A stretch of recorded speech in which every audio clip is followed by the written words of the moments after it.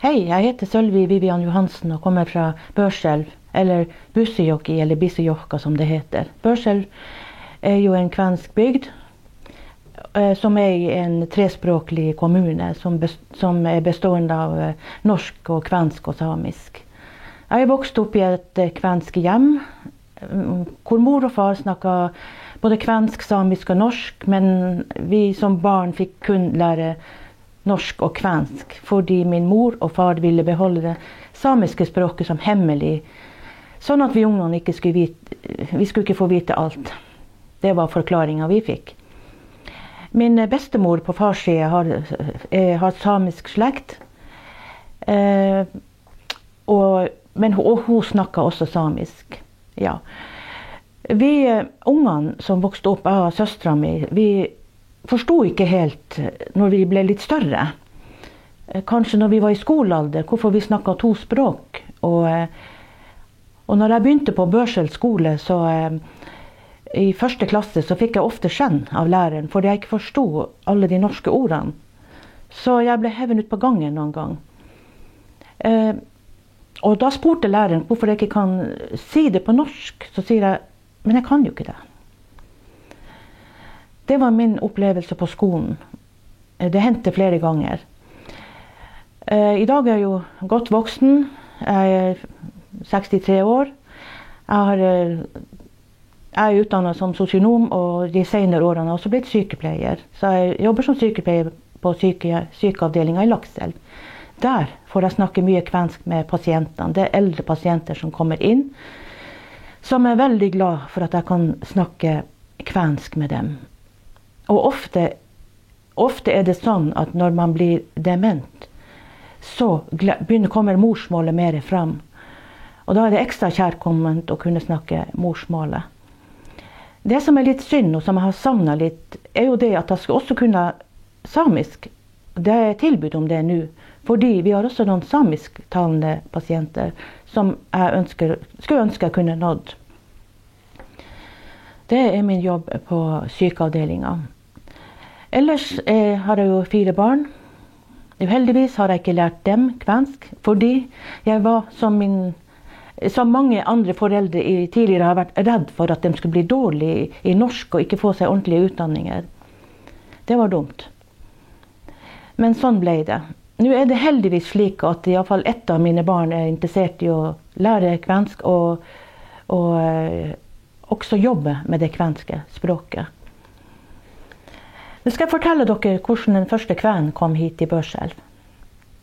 Han heter Gippaisen Sammel, eller Sammeli Gippainen. Han kom fra en kvensk slekt på svensk side i Øvre Tornio. Han begynte sin reise fra Øvre Tornio og nordover for å finne lykken. Og han reiste til Månio, hvor han gifta seg og fikk et barn. Kona døde, og han måtte overlate dette barnet til svigerforeldrene. Han valgte å reise videre nordover. Så han reiste nordover, og han kom til Karasjok, hvor han gifta seg på nytt og fikk mange barn. Han reiste etter hvert videre til Stabbursnes,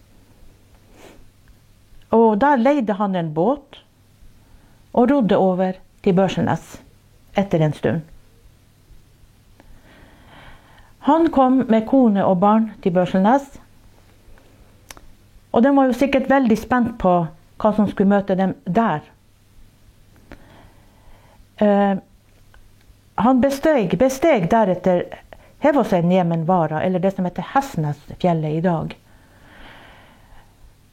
Og så utover, helt på toppen så han utover en dal som var så grønn og vakker, og full av furuskog og en elv som rente gjennom den dalen.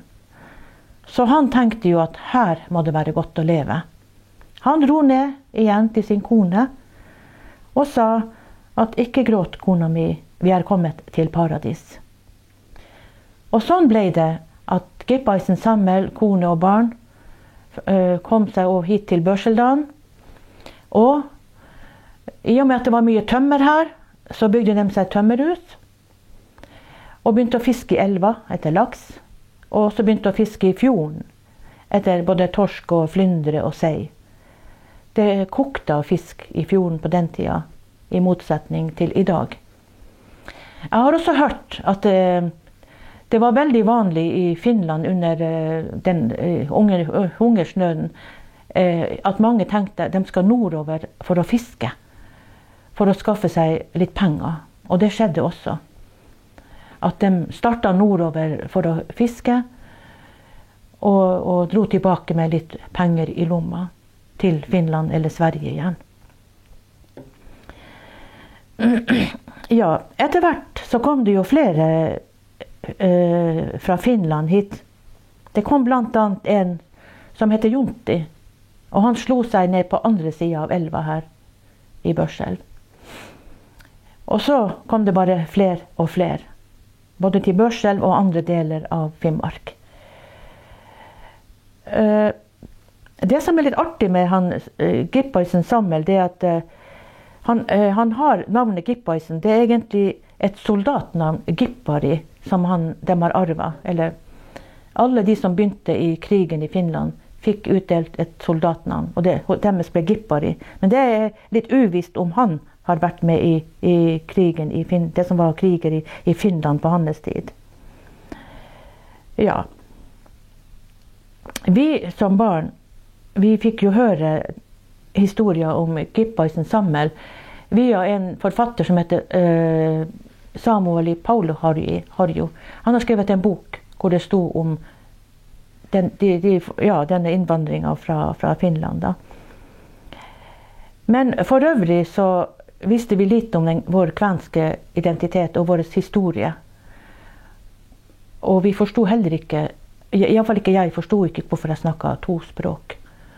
Ikke før jeg var kanskje en tenåring og begynte å skjønne at hvordan er det her at jeg kan bøye et ord på et annet språk med verb og sånn.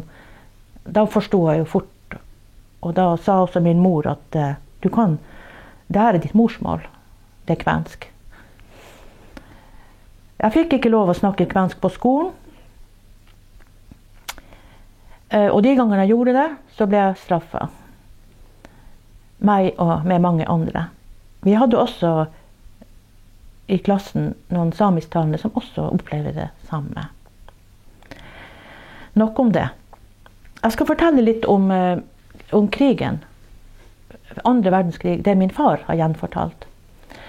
Han og hans familie, i likhet med mange familier her fra Børselv, evakuerte opp til Eiligasdalen via Leirpollen eller Holmfjord. Der bygde de gammer og bodde der sen høst eller tidlig vinter i 44 og ut på våren i 45. Da bodde de i gammer, og en gamme kunne huse både mennesker og dyr. Og min bestemor, hun fødte til og med et barn før de kom ned fra gammen da krigen var slutt. Så ble hun tante født. Det fortelles at den julaften 44 var det dårlig med mat. Noen opplevde også å få hjelp fra samene for å få reinkjøtt. Og noen opplevde også at de som hadde rikelig med sauer kom med et lammelår som de kunne kose seg med på julaften. Det var samkvem da mellom samer og kvener. Og det er jo det jeg også tenker at jeg savner litt mer det her. Jeg skulle ønske at vi kunne møtes for å snakke om fortida, men også for å lære av fortida, lære av våre forfedre. Jeg hadde en onkel som heter August, en kjær onkel som jeg var veldig, veldig glad i. Han har bodd på gården hjemme hos min mor og far. Han var en villmarkens sønn, vil jeg kalle han for. Helt fra han var ung, så bodde han mer eller mindre på fjellet.